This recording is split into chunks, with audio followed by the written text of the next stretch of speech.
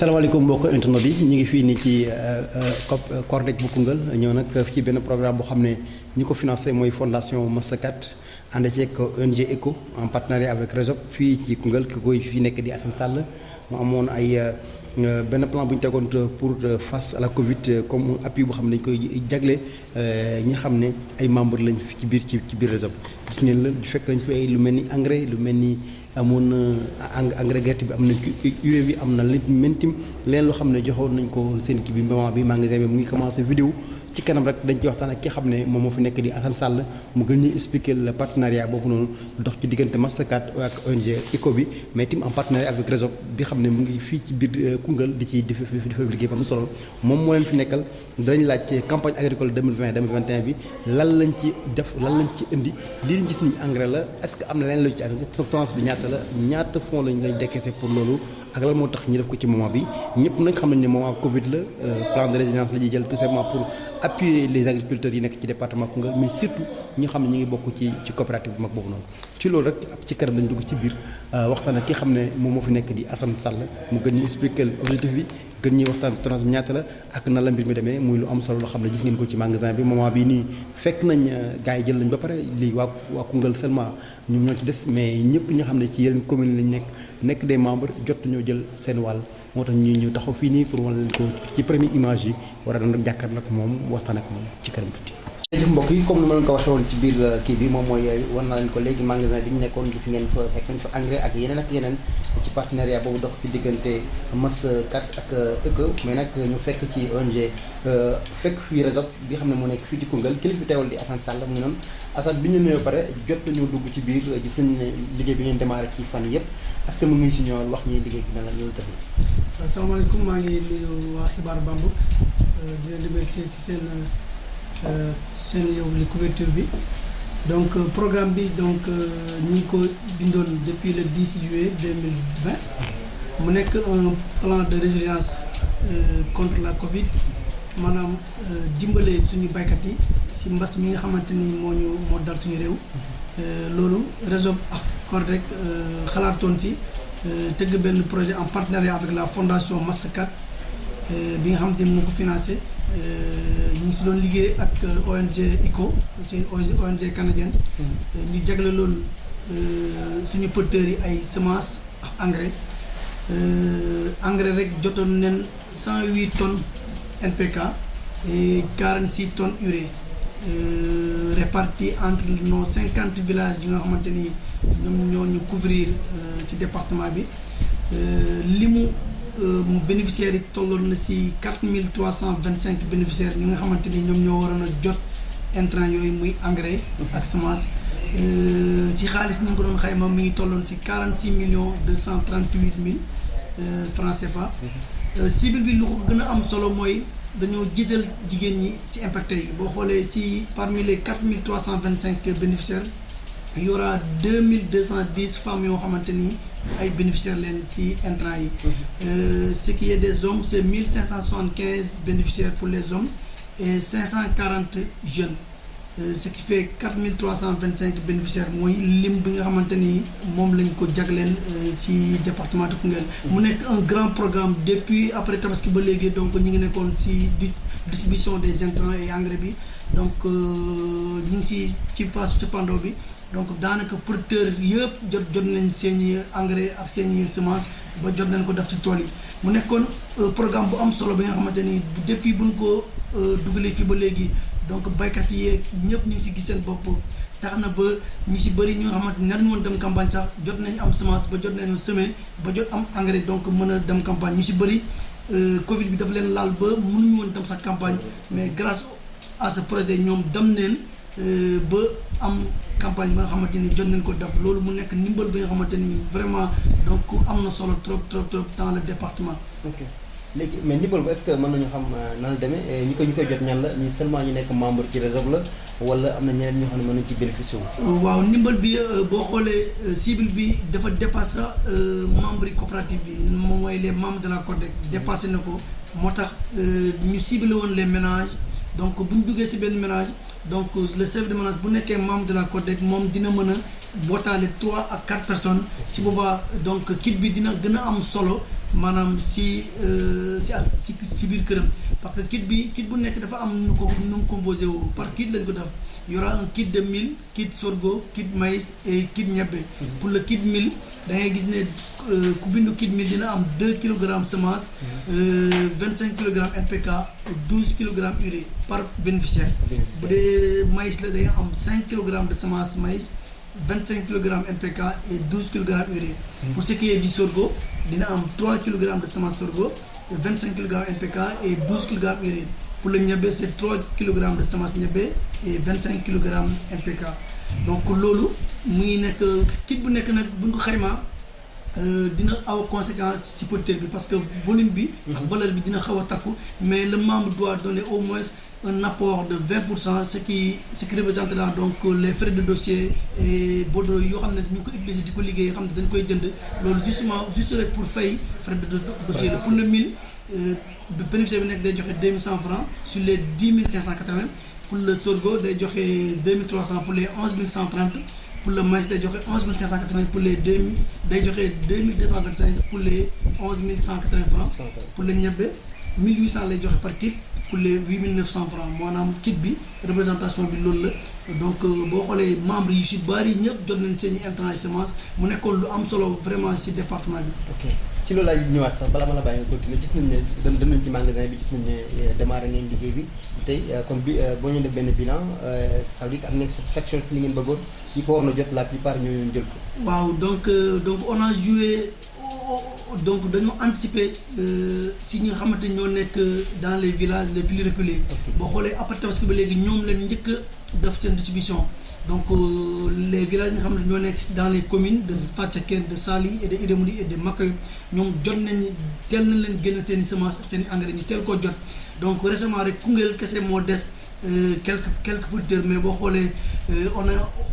atteint les 95% de distribution. Lu des mooy ñu nekk Koungheul nga xamante ni ñu si bëri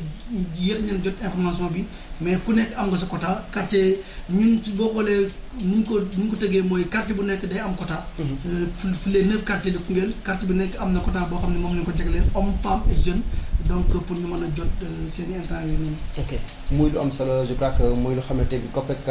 réseau bala fii ci biir CORDEC lañ koy ñu fekk Assane Sall la ñu nekk mu ngi ci expliqué mais tim ci rôle CORDEC bi tim ma ngi si ñëwaat tuuti ci parce que gis nañ ne chaque année lii nekkul ci yéen gis nañ fi ay ngeen nekk di def côté élevage ak yeneen tey bi Covid bi ñëwee ngeen xam ne baykat yi dañoo impacté surtout les femmes ngeen oo leen pour jox leen est-ce que mën nañu am leneen loo xam ne tamit mën nañu ko xam ci seen liggéey fii nii ci biir CORDEC. waaw xam nga CORDEC donc dafa nekk une coopérative agricole bi nga xamante ni dafay def la production de semences di def élevage en même temps di def en même temps le commerce. Donc en partenariat avec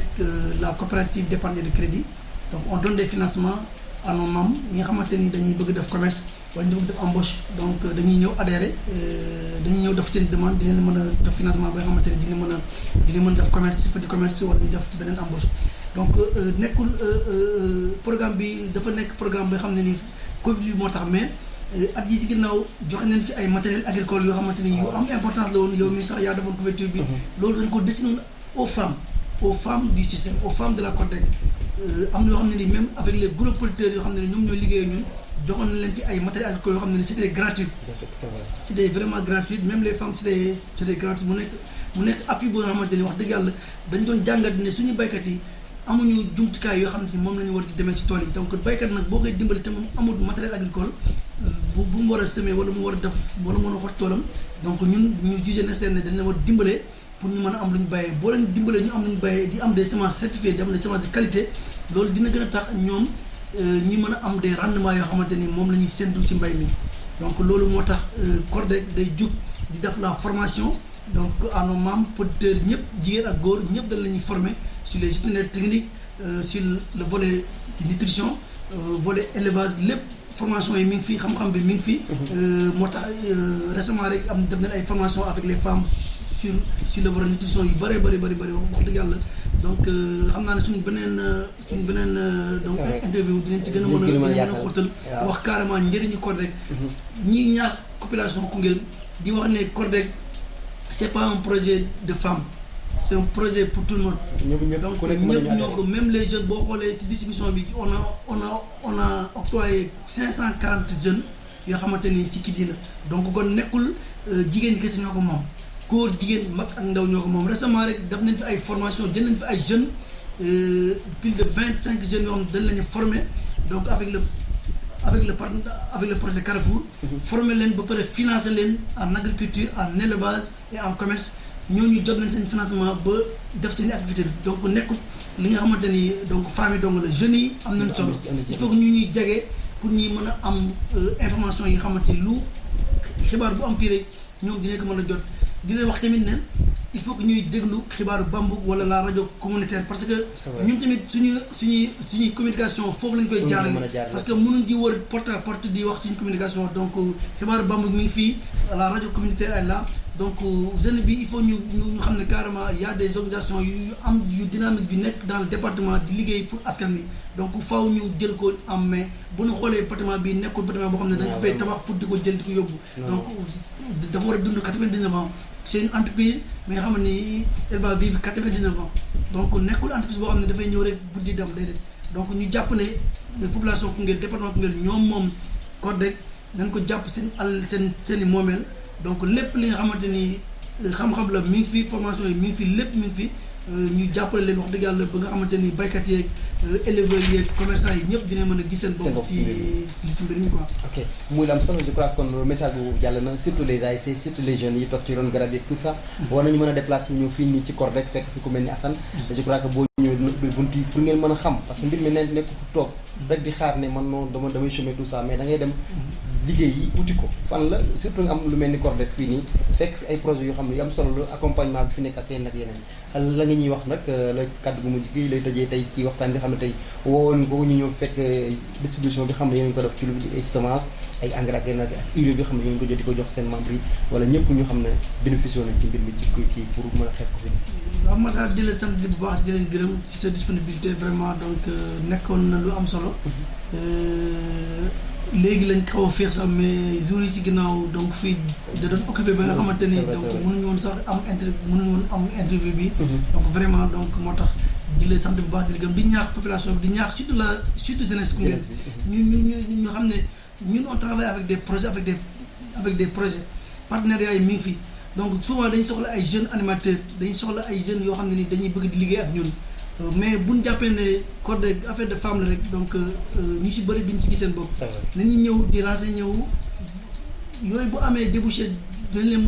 mën a woo jox leen parce que y a des fonctions yu bëri ñu fii di traîner y a dañuy soxla ay animateurs yooyu yëpp dañ koy soxla donc ñuy jege pour ñuy mën a am information yi parce que ñun tamit ku ñëwul si ñun duñ dem si yow. parce que c'est ça boo bëggee liggéey yaay dem vers yaay dem jëli information bi yaa soxla yaay dem uti donc nga xam ne bu buntu ubbeekoo rek. ñu mën la dugal quoi vraiment di la remercier bu baax ci sa disponibilité. merci Assane je crois que loolu rafet na tim loolu yomb la je crois que nouvelle bu am solo la ku doon toog di xaar nag ne man awma dara ki ñëwee ku soxla na nga ñëw ut ci des informations yu leer liggéey bu fi am boo jegesee bu ñu amee ñëw parce que ñoom itam mënuñu dem këroo kër mais mën nañ def day communiquer mu jàll ci rajo bi mbaa mu jàll le site internet mais nag ku jot information tim lii itteel la sa dawa nga jël def nga déplacé wu ñu CORDEC mu ngi fii ci Koungheul ci sortie bi rek boo ñëwee da fekk ku mel ni Assane Sall ak muy liggéeyal muy ay jeunes yu dynamique ànd ceeg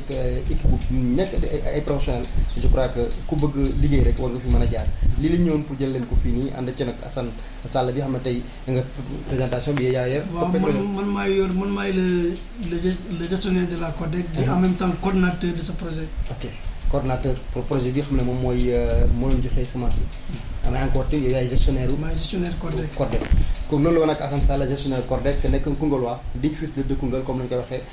bëgg liggéey man ko trop nag mais message bi tey jàll na je crois que dana nekk bala ñu fi ñëwaat war na tout Koungheul tout jeune war nga mën a ñëw jege si xam li fi nekk li mu fi nekkoon rek mooy distribution semence yi ñoon def ak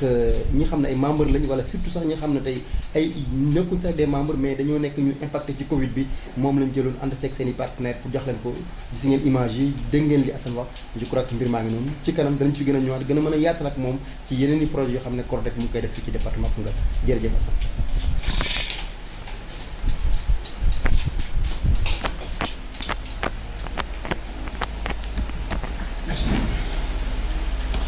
Ok. waa jërëjëf